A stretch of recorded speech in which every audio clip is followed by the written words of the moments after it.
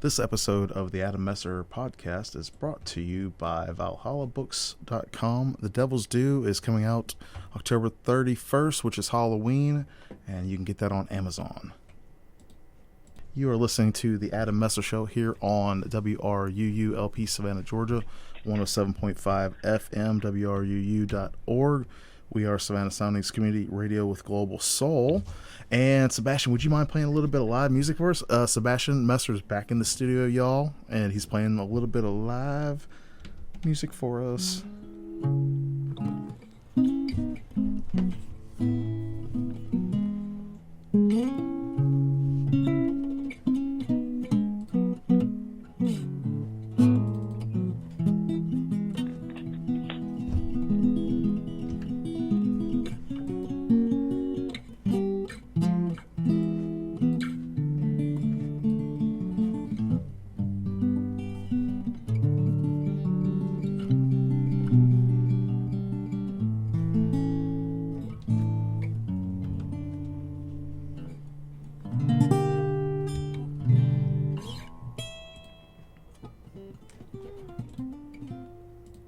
Awesome, Bass. Thank you so much, man. That was awesome.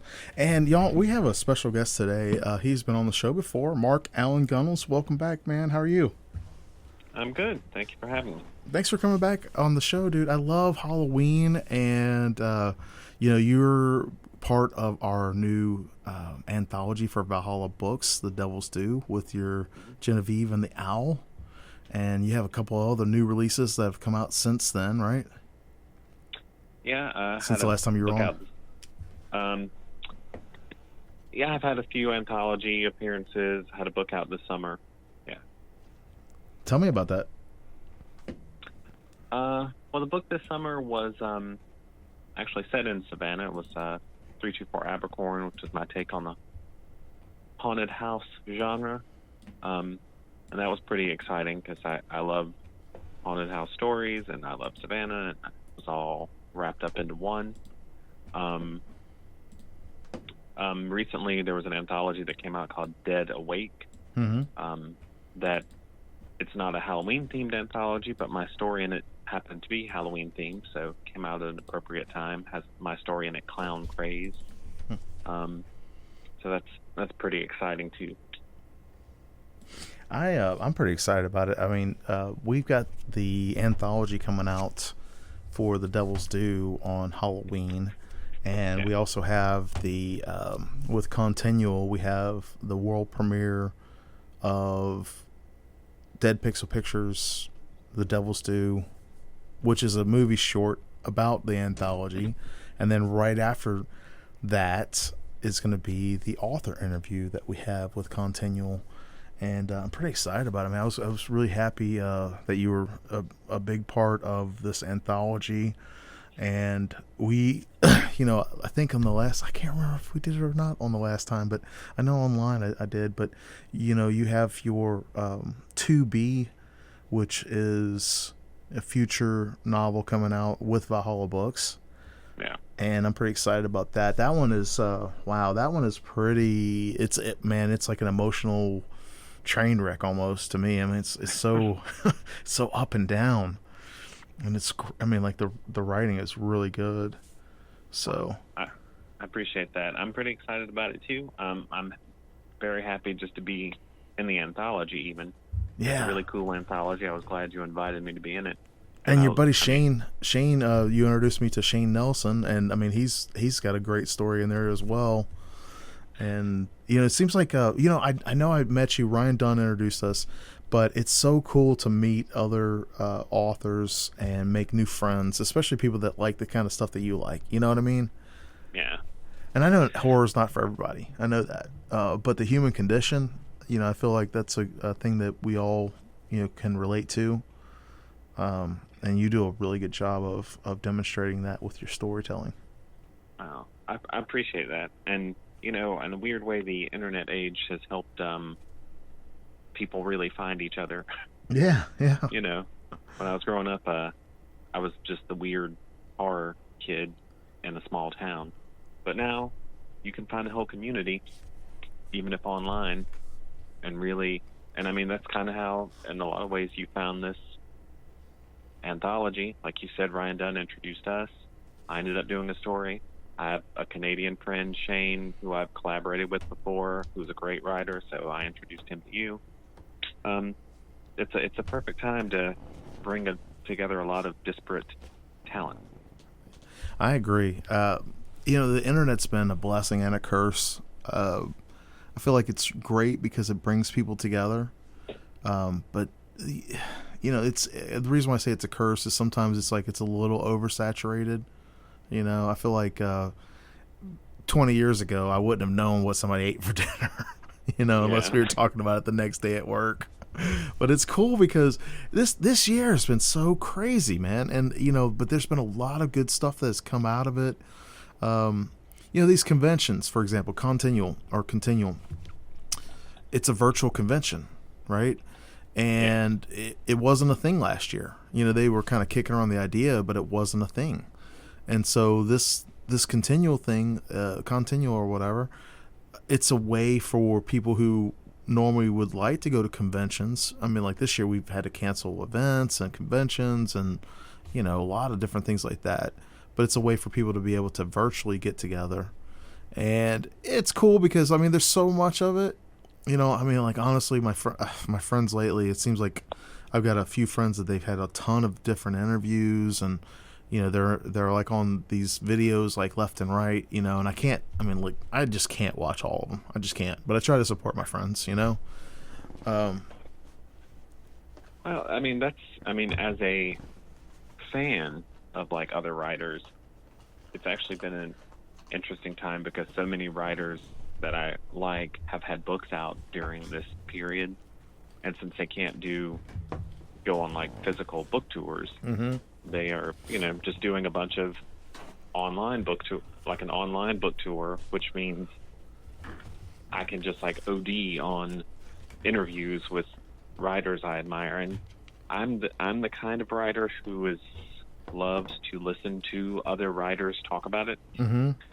So I'll just watch 5 Paul Tremblay interviews in a row and 6 Ron Rash interviews, and so it's provided like a glut of that sort of thing that you don't get as much of. So find our silver linings where we can. Yeah, I completely agree.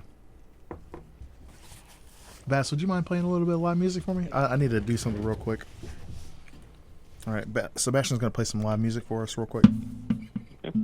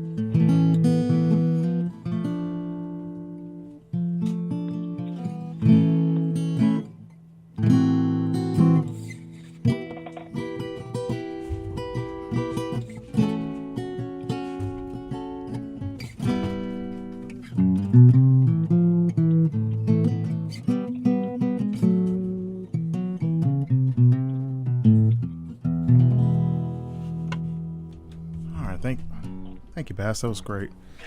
And I'm back. All right, everybody, you're listening today to WRUU-LP Savannah, Georgia, 107.5 FM, WRUU.org. We are Savannah Soundings Community Radio with Global Soul. This is our fundraising season, and Mark and I were just talking about how this year's been different with the convention scene, and haven't actually. It's been neat because there's been more access to online stuff and videos taken off this year, and these Zoom calls and all this other stuff, right? So this station, we are all volunteers, and we strive to bring excellent programming, for our listeners. not just here in Savannah, Georgia, but worldwide. I mean, I know for my podcast, I just play a recording of the show. I don't alter it or anything like that. And I know my show on the podcast has been getting, the week before last, it was almost 200 downloads. And there are people from like India and Australia, England, Scotland. There's people from South Africa, people from the U.S., Canada. And so folks listen to us all over the world. They're hearing us all over the world. So I really enjoy it. So one of the things I want to ask y'all to do is, if you enjoy the programming here, consider making a donation and supporting the studio. We have expenses. We have operating costs. We don't have any paid staff, so everybody here is a volunteer. There's over 65 staff members that are volunteers with hosting and operations and stuff like that.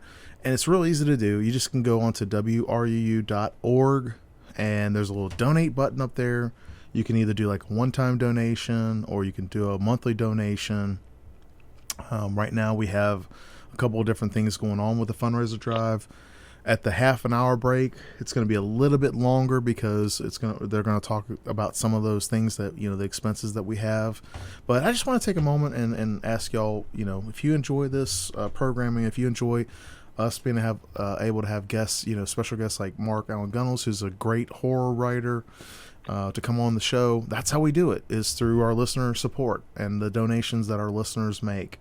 So even $1, I know people are like, oh, I can't give any money. $1, you can give $1. I mean, like, we spend $2 on a soda at the store, so that's how I look at it, is that, if you really like it and you want to support us, boom, just throw a coin to your DJ, toss a coin to your Witcher. For the nerds out there like me. Mark, I am fascinated. I'm going to be honest with you. I am fascinated with your storytelling. I love your storytelling. And I know I've been slow reading the 2B. It's just because of my schedule and some other personal things that we talked about. But I'm loving the story. I'm loving the fact that as a publisher that I can work with you. You're very skillful. I want to say talented too, but I've got a different perspective on talent now. I had somebody say, I don't like being called talented because it kind of diminishes my skills. I'm like, well, I'm not trying to diminish anybody's skills, right? But I do think it's, another way to say it is like, you've definitely worked on your craft. So tell me about that. Like, for the audience out there, give us kind of like the origin story of, your writing and, how you got into, especially like horror. Tell me about like, that. Well, how did I get into horror? I think I was born into it. I don't know. I just know that, one of the earliest memories I have is my family watched the original miniseries of Salem's Lot when it first aired in 1979. So I would have been 5. And I remember being in the room. I can remember specific images that have stayed with me forever. Mm-hmm. And I don't know, I just always found myself drawn to that sort of storytelling. It was obviously the adrenaline rush of it, but then there was also, I think, a limitlessness to horror that I found appealing, where, you could just go anywhere with it. As I got older, I think I recognized that it was a wonderful vehicle to tell stories on a sort of metaphoric level, where you could have these supernatural horrors as sort of stand-ins for some real-life horrors that maybe it's a little too hard to face directly. So there's almost a cathartic aspect to horror. So that was just always the genre I was drawn to. Not that I don't enjoy other genres, but that one was always my go-to. And so when I did start writing, even though, I probably started out as a really bad poet, like in my junior high years, a lot of melodramatic, teen angsty kind of poetry going on there. But when I seriously started writing fiction, horror was just the genre that I went to most often because it's what I love. It's where my passion for storytelling is. And, and like I said, I wrote a lot of poetry, and then I started in high school really getting into, prose and short stories and longer pieces that at the time I considered novels, but really weren't. And, I still have a lot of that early stuff, and it's really terrible and will never see the light of day. But sometimes you just have to work through all that. Mm-hmm. And really the only way to get better at it is to keep doing it. Mm-hmm. I've known people who thought like, I'm interested in writing, but I'm not ready yet. I need to wait till I'm a little older and know more. But I'm like, it's not your age. It's how much are you doing it? How much are you practicing? So I've met young people that are wise beyond their years, and I actually, I'm 44, so I'm in my middle 40s. I actually enjoy talking with younger folks who are vibrant and they're full of life. And I love, I know it sounds crazy too. I love talking to different people, but I also love my elderly folks and friends because they have a different kind of wisdom, Yeah. And I agree with you. It's writing is not so much like the mental obstacle that you were just talking about, like, I'll write when. It's more of an obstacle than it is, it's almost like saying, I'd go to the gym, but I'd be embarrassed. I'd eat better, but it costs too much. There's always going to be an out. Our brains want a shortcut, a short circuit comfort. We don't want to do the hard things because our brains are naturally devised to survive. So if it's difficult or if it's challenging, our brain's going to be like, it's going to find a million different reasons why we can't do it. Yeah. Something I want to ask you. Go ahead.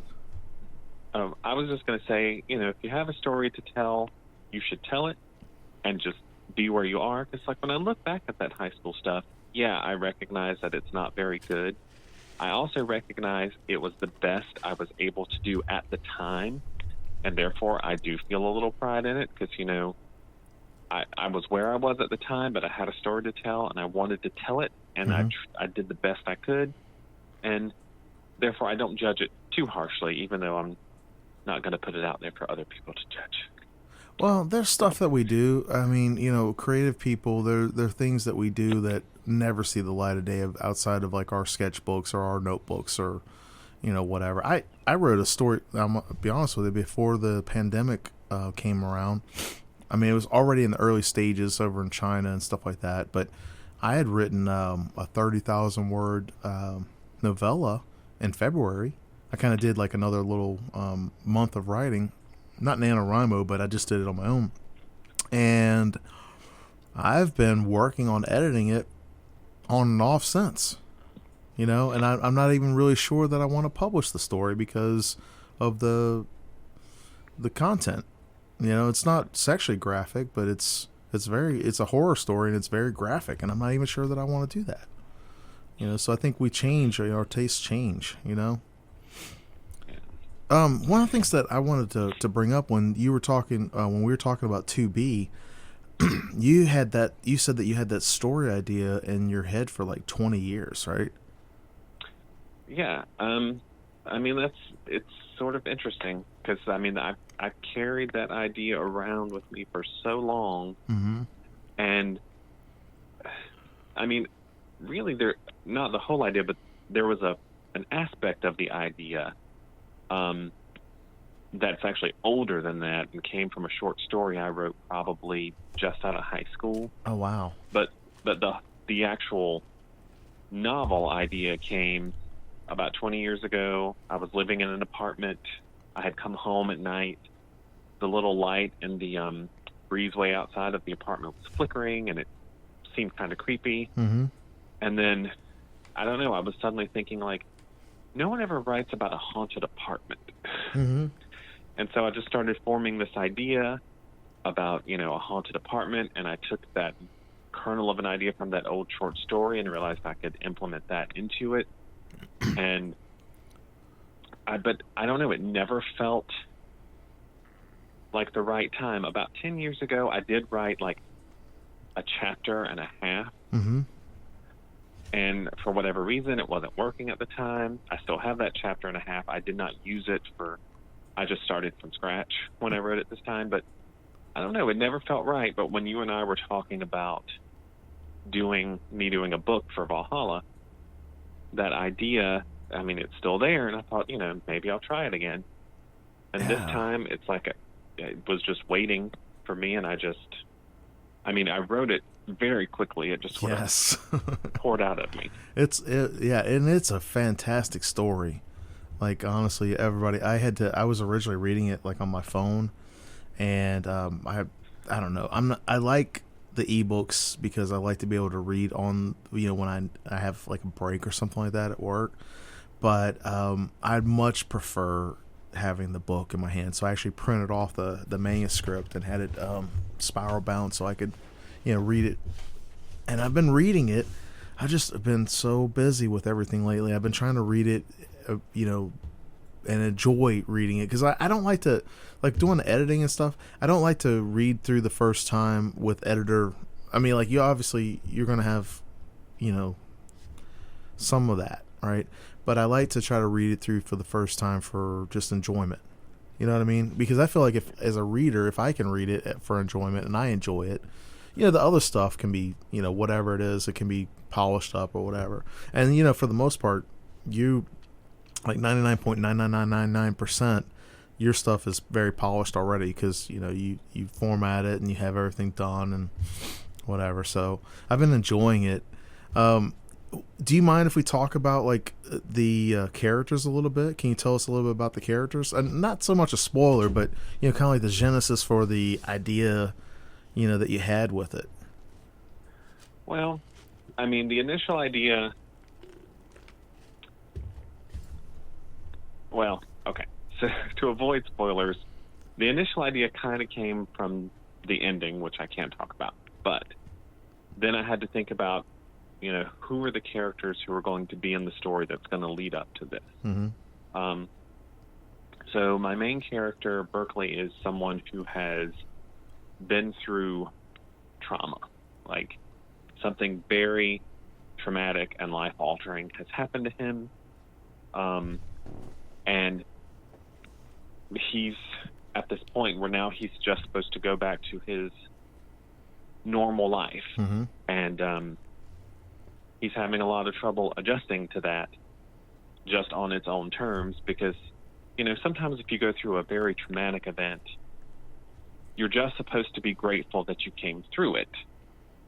And, you can be, but sometimes there's all this lingering stuff from the event that you can't so easily just, like, shove it aside. Yeah. So, it's not just about being, oh, I'm so glad I got through it, but it's like, I'm still going through it. Even though the event is over, there's still a lot of pain to deal with. Right. And it's hard for his friends to understand that. And then on top of this, he begins to suspect his apartment is haunted. Haunted by the spirit of his ex who perpetrated this horrible act upon him. So it makes it even harder for him to move on when he feels like there is a supernatural reminder that's with him, and it actually is attached to him more than the apartment. So even if he goes to stay somewhere else for the night, the spirit follows him. And it's him dealing with that, trying to figure out a way out of that, mm-hmm. out of how can he get rid of the spirit that's haunting him, but also how can he get rid of the sort of repercussions of the trauma that had been following him. So in a way, even though it is a true haunted apartment story and that there is an actual ghost, it also in some ways is a metaphor for, just the lingering effects that trauma can have on us. And there's a breakup scene, y'all, in this, and no spoilers. So I don't want to give away the farm and give all this away, but in the breakup scene between the two guys, they it's so real. It's like Berkeley was so attached to him because of the, I don't know, the love and the passion, Yeah. And then he realizes, he's like, well, how did I not see all these other signs? And that mirrors life so well. You know what I mean? I've seen so many people that have been in relationships like that where they get caught up and then everybody else around them can see it, but they can't. Yeah. I mean, I do think that's very, unfortunately, true to life, that people can get so caught up that they don't even always overlook things, but they find justifications for things. Yeah, like everybody's out to get them, right? Yeah, so, I did think that was, a very true-to-life moment. And, that's one key to creating a story that's believable and characters that are believable, is these moments where the reader will be able to recognize that. And identify with, yeah. Yeah. I thought that was so true, because I've seen it, not in my own personal life per se. Like, I've had friends that I found out later on, like, I should have known. I saw the signs that they were just trying to use me or whatever, but I just try to ignore it, thinking, oh, whatever. And then later on, it got set up and they used me or whatever, and I'm like, I should have known. But that's so true to life, I mean, like, I've seen it with people where they're with a certain person, and the person, they're doing drugs, or they're out there cheating on the spouse or whatever, and everybody else can see it. Everybody else can see it, but the person that it's almost like a control type situation where the one person's kind of just mesmerized by all the attention and the love that they think that they're getting, when actually they're just getting played. So, and it's so easy for us to judge other people on that and say, like, oh, they should have been able to see that. And yeah, but and it's happened to me too in a different situation, but there are times that we all can get so caught up that we just overlook or dismiss things that are red flags. So it's kind of just admitting that we all have the potential to do that. Yeah, nobody's infallible. Nobody. All right, so we need to do the station break. As a reminder, everybody, this is going to be a little bit longer than normal, because we are going to be talking about the fundraising campaign. But please consider making a donation, and we'll be back in a few minutes here. This portion of WRUU Savannah Soundings programming is provided by listeners and by Brighter Day Natural Foods. Brighter Day Natural Foods has been serving Savannah's healthy food and supplement needs since 1978. It is located at the corner of Bull Street and Park Avenue. They have available online ordering and curbside delivery, and now a walk-up window for smoothies, juices, and sandwiches from the deli. They are open from 9 a.m. to 7 p.m. Monday through Saturday, and 12 to 5:30 p.m. on Sunday. More information can be found at brighterdayfoods.com. We need your support. All of the in-person fundraising events we normally have throughout the year have been canceled because of the coronavirus. Supporting WRUU with your financial gift is very important to us and could be one of the most affordable things you do today. When you make a $10 per month donation, you're spending much less on WRUU than you spend on cable or streaming services. When you make a one-time contribution of $107.50, that's less than you might spend on a pair of concert tickets or dinner for two at a nice restaurant. And you'll get the added benefit of WRUU lasting the whole year round. Compare WRUU to some of the other things that you value in your life, like daily coffee and your favorite snacks, and you'll discover that there are lots of reasons to value WRUU with a gift at our premium level, which works out to about 30 cents a day. Go to WRUU.org and make a financial contribution that fits within your budget. And thanks for supporting Savannah's best local talk radio as voted by readers in the most recent Connect Savannah poll, WRUU 107.5 FM.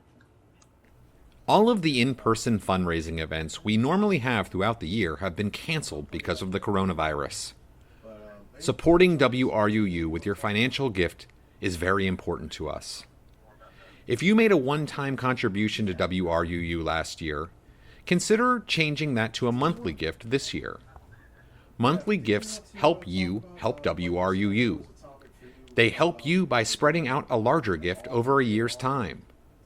$10 a month is about 30 cents a day, but it adds up to $120 of support each year for your favorite radio station. Monthly gifts are automatically renewing, and you control when they start and stop. So there's no need to remember when your year of support is up, and we can count on that support every month to bring you great radio programming. We use the super easy PayPal website to make the transfer from your card to our account. And you might already have a PayPal account. If not, it's one of the most trusted online money transfer methods that you can use for all types of online shopping. Go ahead and become a monthly contributor now. Find the details at wruu.org. And thanks for supporting Savannah's best local talk radio, as voted by readers in the most recent Connect Savannah poll, WRUU 107.5 FM.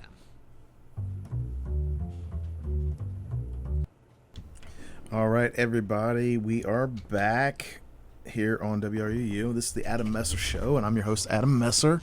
My special guest today is a really nice fellow, good new friend of mine. We've become friends this last year or so, and it's been really cool. We've had a couple different really good conversations about writing.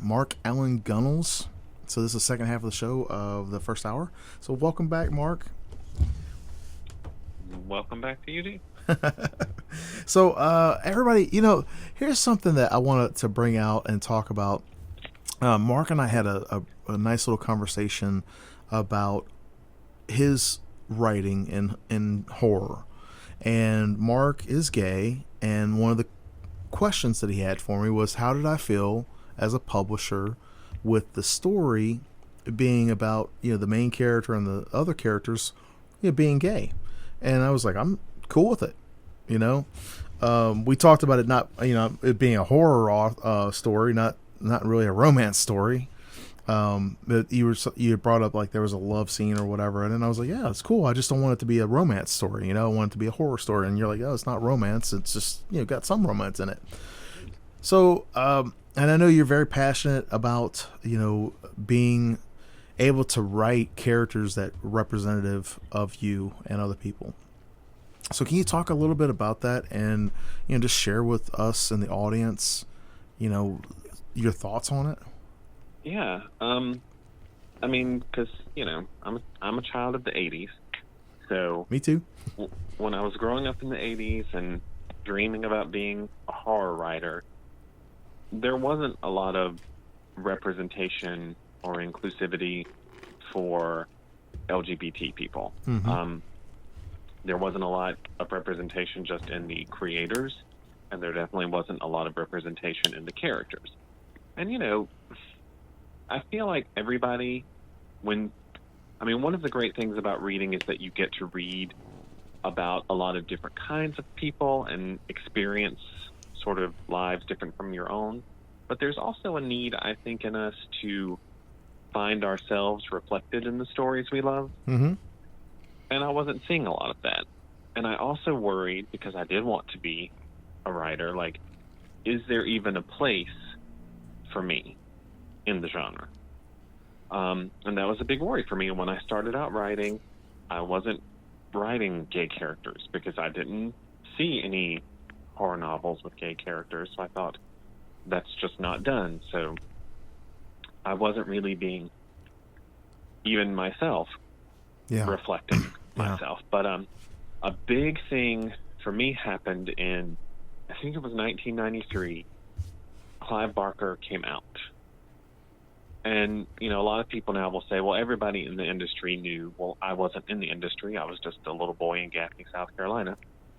Had no idea. So when he publicly came out, it was a big thing for me. Yeah. He released, the next year, I think, his book Sacrament, which had a gay protagonist and really dealt with sort of a lot of gay issues at the time, and that seemed like a big deal to me because I'm like, this is a major hardcover release from one of the big 5 publishers by an openly gay man with an openly gay protagonist in the horror genre. I mean, it felt kind of like a game changer to me. Right. And then I started to see a little bit more of that, like the work of Poppy Z. Bright.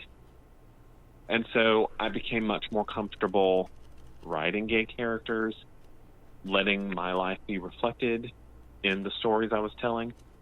And I talked about this a little. I wrote an essay about it once for Apex magazine, but there was some concern when I first started publishing because unfortunately some of my earliest contact with publishers were some horror publishers who were uncomfortable with me being very openly gay and having gay characters who were, I mean, again, like, I'm not writing romance stories, but my characters are not like, they're human. I mean, they're not not robots. They're not asexual. Right, like they have all the, so, and I did meet some publishers who told me they wouldn't be comfortable with that they didn't think the, I think somebody called it the heterosexual male fan base of horror would be comfortable with that.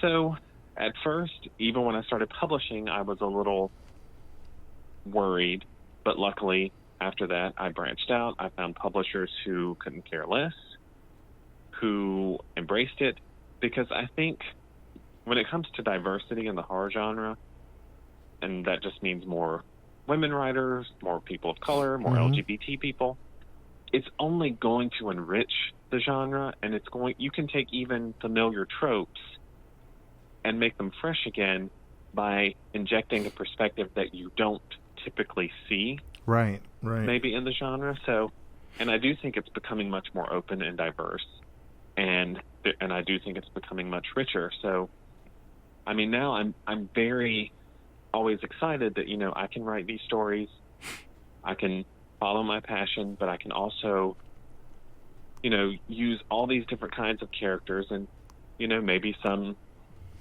young gay aspiring writer somewhere will read one of my books and be like, hey, we're in here too. We can be part of the genre. So it is something I'm very, very passionate about, and that's why I like to be open about it. I like to talk about it because, a lot of people say, well, I don't care if the writer of something is gay or straight. I'm like, well, you might not, but there are some people who need to know they can be a part of the genre.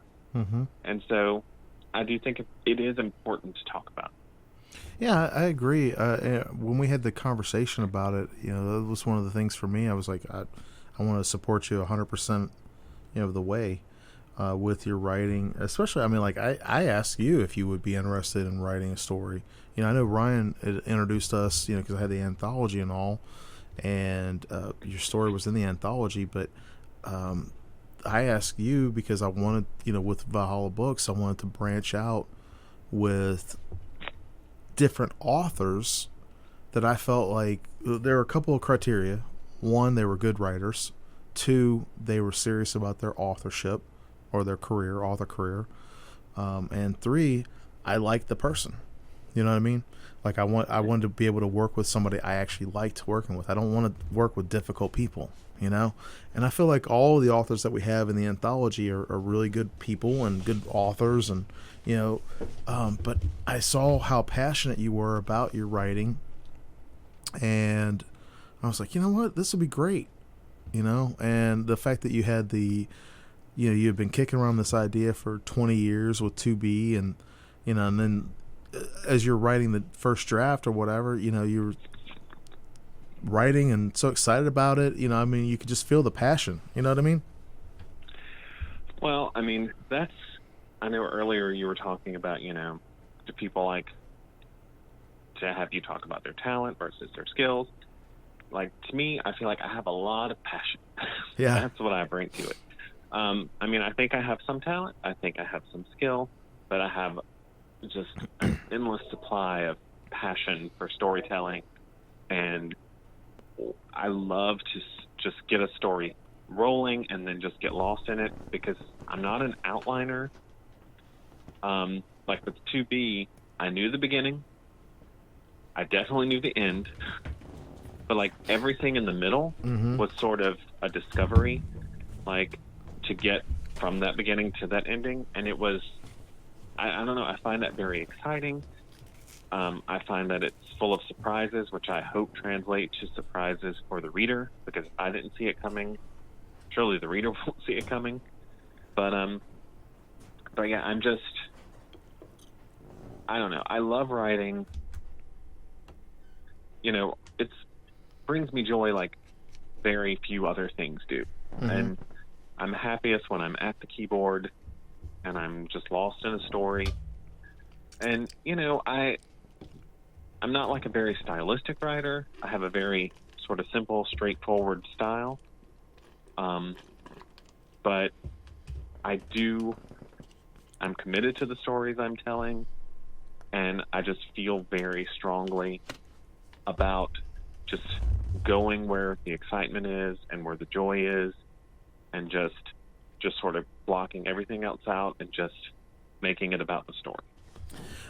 It comes across that way, Mark, with your writing. And I think I've told you this. I know I've said it on the air quite a few times, but I am mostly, or particularly, a nonfiction reader. As a kid, I read a lot of fiction. I would read a book a day when I was a kid. As an adult, I focused primarily on reading leadership books, management books, process management books, self-development books. And I graduated high school in 94, so I was 18 at the time. So the last 26 years, that's what I've pretty much read. The last couple of years, when I wanted to start writing fiction, well, I actually started writing fiction in 2014 because I met my friends Josh Vasquez and Winfield Strock, and then later on Bobby Nash, 2015, and Ryan Dunn. I met him in 2015. I wanted to start writing fiction because I, was like, oh wow, I loved it as a kid or whatever. I have a difficult time reading people's fiction works, just because I feel like I was spoiled as a kid with the authors that I read and the works that I read. Your work is really good. The writing that you do is really good because you can identify, like for me as a reader, I can identify with the characters. I don't necessarily have to, be that character. Like some stories, you kind of go along with the adventure and you are that character. And then there's other stories for me that when I read it, I'm watching the characters, like I'm like a TV episode or something like that. And your characters are very relatable. Not necessarily that we have to agree with it, but we all know, we all know the character that's, the psycho. We all know the character that's, the clever one and the funny one. And, we all know those different characters or whatever. But your characters are very relatable. They're very human. And even, the plot twist with Genevieve and the Owl, it was just a really, like you were talking about rehashing an old trope. It was a really interesting way that you did that. No spoilers here, everybody. You have to buy the book if you want to read it. But it was a really interesting way. And even on that, like when we were talking about it, there was a scene in there that I was like, I don't really think, this is not the way I want to go with this anthology. And you edited it out and it worked. You know what I mean? And it was one of those things where I feel like when you're writing or when you're sharing your stories, that passion comes across, and I feel like that's a good way, at least for me, that's what I enjoy with fiction writing and reading good fiction. I've been reading, lately, I've been reading a lot of Ray Bradbury. And that's because of Shane. That's because Shane shared that one, the life and the day of Ray Bradbury. It was like that old black and white video. Yeah. But I think that's a big thing is being relatable and being understanding. And I love the fact that you said that some people might be like, I don't care if there's, LGBTQ people in the story or not. It's no big deal. But I like how you said, but for other people, it is important. Yeah. Because of underrepresentation and because of, not seeing people like themselves in stories, or, up until the last 15 years or so, or 10 or 15 years, being the villain of the story, or being the butt of the joke. I was just talking to a friend of mine the other day about that. It's like, back in the day, people would say something was gay if they meant it was lame. And today, that was all over the place. And today it's like, people wouldn't even think about saying that. And it's so good to see that kind of progress, Yeah. And I mean, it is true. There was a video I saw from the author, John Green, one time, where he was talking about inclusivity, and how it's not just a matter of because what frustrates me is when I do see inclusivity and people start using, characters who are people of color or LGBT, then I see the complaint that, another one of these PC books. And it's almost like we can't win because we're either not in it, or when we are in it, they're accused of trying to be PC instead of just reflecting life. But John Green was saying, it is important for all different types of people to see they can be the hero of a story. Yeah. Yeah. And I completely agree with that. I mean, I'll give an example with my Blood Thrasher series. My first two, the first one's a short novella, and then the second one is about 50,000 words. And it ends with them going to see a vampire in New Orleans, the Queen of New Orleans, and she's a voodoo priestess who's a vampire. And I wrote that last year, and then with everything that happened this year, I was like, you know what? Am I really the person to write this story? And I had a long conversation with a good friend of mine, Alidria Hurt. Allie, she's in the anthology as well, and she's been on the show a couple times.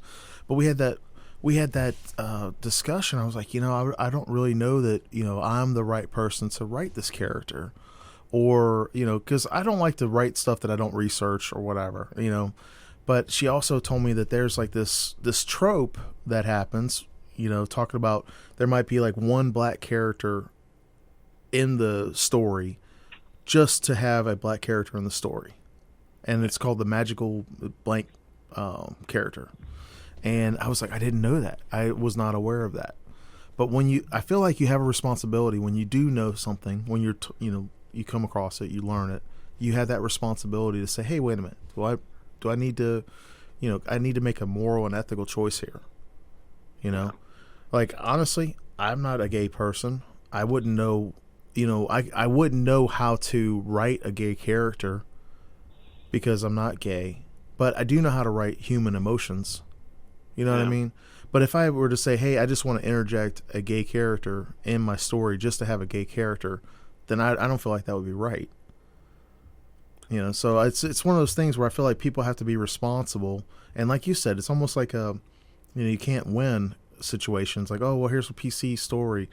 It's like, well, wait a minute. Why can't, if it's a person who's LGBTQ and they're writing stories about LGBTQ characters in a setting, and they're doing, whatever, then what's the matter with that? It's no different than a straight person writing about straight people in a, setting. And, I'm all for, straight writers writing gay characters, because Lord knows I write a lot of straight characters. But like you were saying, do your research, actually get to know people. I mean, and it's not like, any two gay people are the same. No, I mean, people are people. But, we might share a certain cultural, because we're all going to have, our own coming out story and our own, So there are certain cultural touchstones that we may have in common, but how we deal with them is different. But because I've had straight male friends who have asked me, will you read this and let me know how I do the character? And I'm like, as long as you're being true to their humanity. And my big thing is make them well-rounded, because, dimensional. I'm not. Yeah, not one dimension, but multifaceted. Yeah. Because I'm not just gay, so there should be other aspects of the character, but don't shy away from, that aspect, because that's going to have an effect on how that character sees the world, how that character trusts other people. Yeah. And, yeah. you know, they're going to be attracted to other people. Like, the only thing that frustrates me is when I see the gay character who, you know, he's gay because on page 1 the writer said he's gay, but then that has no effect on him. Like, it doesn't come out in the story at all. Yeah. It reminds me of something I heard Joe Lansdale say when he was talking about character development. And he was saying, you know, giving a character a limp isn't character development, but how that limp affects his life and how he feels about it is. Mm-hmm. So just saying a character is gay isn't enough, but how does that affect them? Like, it doesn't have to, because in a lot of my stories, like even in 2B, I'm not 100% sure I ever use the word gay. I mean, it's obvious the character is gay and he had a relationship with a guy, but like, the story doesn't revolve around that in any way. Right. It's to me, it's about a relationship that went crazy, you know, and then one guy has to deal with the aftermath. So it's just in the character development where I think, like, so he's gay in this area of the country in this time, so how's that going to affect how he thinks about things? But the story doesn't revolve around it, but it's still a part of the character. It's just interwoven into the fabric of the story. It's not like a little neon flashing sign, you know? Yeah. And you know what it reminds me of, Mark? And I see this because I have romance writer friends, and there's this, you know, internet joke now about bad writing. Like, there's like, I guess a whole group of guys who write romance stories, and the way that they describe women, you can tell that the guy is, you know, just crazy. Like if he's trying to write a woman character, the way that like in a romance thing, the way like a lovemaking scene or something like that, it's just not anywhere near reality. You know what I mean? Yeah. And it reminds me of that. It's almost like that. It's over the top just to interject something to say, hey, you know, I just want to have, you know, this character in here, because I want to, you know, talk to that audience. But to me, it's almost a bigger turnoff. Like, if you're trying to reach that audience and you can tell it's just fake. It's like it's not even coming across. You know, like I wouldn't write a romance novel because I'm not a romance author. I like romance. I like love. I like, you know, that kind of thing. But it's just, I want it interwoven into the series. You know, I don't want it, you know, like if I wanted to watch a Hallmark movie, I'd watch a Hallmark movie, you know, but I want, like, if I'm watching an action flick, I don't mind if there's like a little love interest there, but I don't want it to be like the main theme, you know? And, you know, interestingly enough,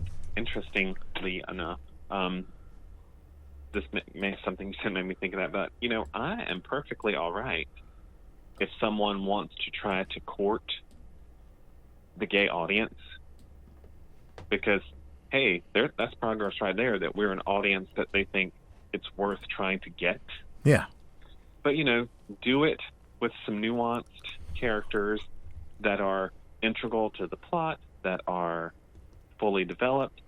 You know, you can try to court me, but I mean, if you provide me with that, then you got me. So yeah, be authentic. I think if anything, just be authentic, be genuine, and, you know, that's, I feel like that, for me at least, that's, you know, because I like to read different stuff, and I feel like that's the best way, is like just be sincere and authentic. And if you know, if you don't do research, or if you don't, you know, at least try to, you know, be real about it, I mean, it's just going to come out like right off the bat. So, and, you know, this sort of, you know, in some circles may be a controversial idea, but I also believe, like, when I'm writing a gay character, I don't shy away from a gay character having less than positive attributes, because that's part of the human experience. I mean, not just they're good people and bad people, but in every person we have some good and bad. Yeah. And so, you know, I don't want, you know, just a bunch of saintly. yeah. You want some like, real you know, people on the page. Yeah, like, you know, they're not all going to be like I'll write a gay villain and a gay hero, because that's what I want, is sort of equality and representation. And that's, you'll have straight heroes and straight villains, so the equality and representation is the opportunity to have the same for us. I think that's great. We're gonna wrap it up for this hour, Mark.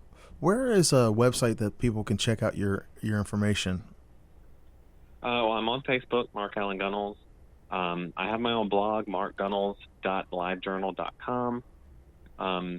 And you can go to Amazon. I have an author page that, has all my little books on. Awesome. All right, so everybody, we're going to be back right after